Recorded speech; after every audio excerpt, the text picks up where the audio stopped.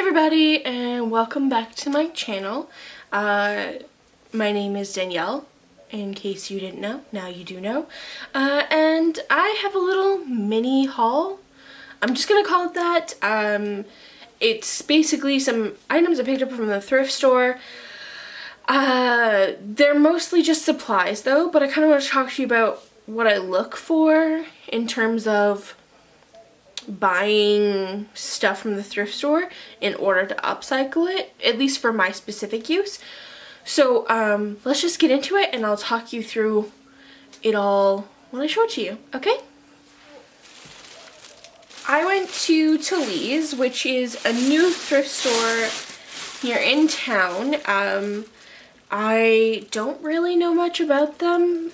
We've only really had like Salvation Army, which I don't go to because I just don't, I don't find anything there most times. They don't sell the sort of things that I am looking for. As well, their prices are way lower, specifically to cater to the people who actually need to shop at thrift stores, and I feel like I'm sort of taking away from those people who really need that price point. So I shop at Value Village most times when I'm buying supplies, but I thought I'd check out Talize. It only opened like last week or the week before, and it's a chain, at least in Canada as far as I know. I am not 100% sure, but it's been very busy in there. Every time I've driven by, the parking lot is packed. So I had a minute, I popped in, I wanted to see if I could find any leather goods. I don't generally buy the leather that I upcycle because it's so expensive at Value Village. I wait until somebody gives it to me or I can buy it off of somebody, like an old jacket or something. But I wanted something with more color, and I really only have a lot of black left right now, which is the most common leather color. So I went in there looking for something fun and different than what I've got, and I succeeded, don't you worry. So like I said, I only got 2 items, but they are great items for upcycling. So what I look for is a lot of flat surfaces that I can get large pieces out of, hence why I picked up this skirt. So this skirt would probably be like knee length. It's a pencil skirt. It is, let's see if I can find the brand name. Oh, it's a Danielle skirt. It's suede, so it's really nice, and it has a good weight to it.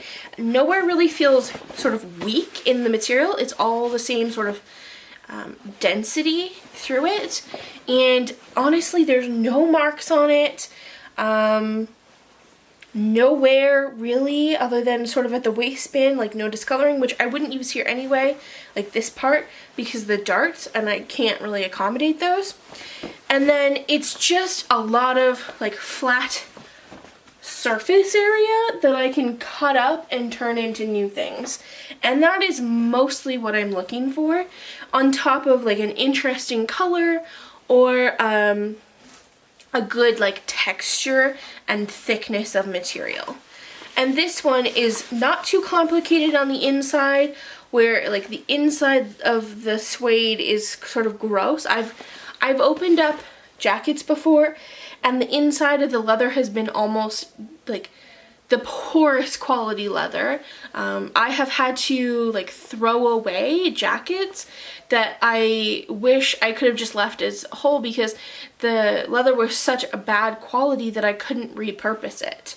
So I'm glad this looks nice. It means that I could use both the inside and the outside, you know, reverse the texture if I wanted to, which is ideally what I'm looking for.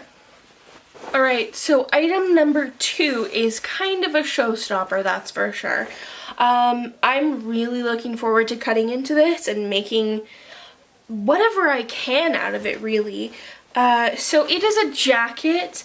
It's a men's jacket. It's quite boxy. So it goes from navy, or maybe this is just like a faded black, I don't know, navy to a really standout red, and then a bright blue, and then back to what's either supposed to be black or navy. I think it's navy, actually.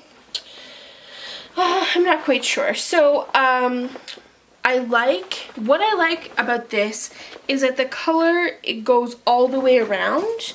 So even on the back, it's got the color, which means that I have a lot of surface area to use when I'm cutting it up. So this is a kind of jacket that not a lot of people are gonna want to wear. You know, I'm sure you'd find somebody, but it kind of looks like one of those rocket popsicles when you're wearing it, I'm sure, and not a lot of people want that look anymore. So it's in great condition. There's no marks or stains that I could find, and the best part was it was $12.99. So yeah, like $12.99 for something that, you know, would have cost probably $150 to $200 to buy. That's pretty good, and it means that this item that not necessarily everybody's gonna love and want to wear won't be put in the landfill when it sat on the shelf too long, and I'm gonna chop it up and turn it into something really cool. On top of that, it would have needed the zipper replaced, which is really hard to do on leather because the little tabby thing is missing. So, I mean, it is a very, very interesting jacket, that's for sure.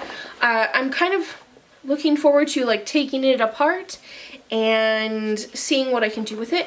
Now, there's these like tab things, like almost like a belt loop here on the sleeve. Those will be interesting. Yeah, honestly, I'm just looking forward to cutting into it and making it into something really cool and interesting. And yeah, I look forward to it. I hope that on the inside it's not a shitty quality, because I don't line anything, so I like for the leather to look good on the inside too, but I won't know till I chop it up, basically. Alright, so that's all I have for you guys today. Thank you so much for watching. I appreciate you coming back here every week. Make sure to tune in to my live stream on Tuesdays at 8 p.m. where we talk sewing and questions and whatever else we want to talk about, body positivity, all that jazz. I would love it if you actually went over and followed my Instagram account. You'll find a lot of information there. If you are from the same area as me, so Kingston, I'm not sure how many people I have who watch from that area. That's a really good place to keep up to date where you can find me at different shows. I have 2 coming up this weekend, or this in the next couple of weeks. So I have one on the 24th of September. So if this video goes up on the 23rd, it'll be the next day at the Tet Center. And so all of that information is on my Instagram account.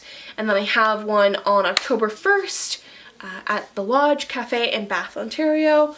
So if you're around, come join me, shop, and I'm always happy to meet you. Yeah, so I guess I will see you guys on Tuesday. Bye!